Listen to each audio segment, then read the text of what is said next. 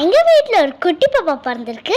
அதுக்கு ட்ரெஸ் எடுக்க எங்களோட ஃபேவரட் ட்ரெயின் ஃபாரஸ்ட் டெக்ஸ்டைலுக்கு தான் வந்திருக்கோம். என்ன இந்த கொரில்லாக்கு சூப்பராக பெயிண்ட் பண்ணி வச்சுருக்காங்க, ஏதோ ஒரு ரீசன் இருக்கு அப்படின்னு உள்ளே போனால் என்ட்ரன்ஸ்லேயே பெரிய போஸ்டர் அடிச்சு உள்ள ஒட்டி வச்சிருக்காங்க.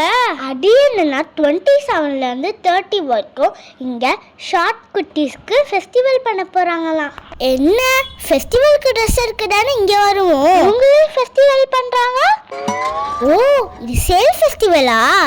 ஷார்ட் குட்டி சேல் ஃபெஸ்டிவல் மறந்துடாதீங்க.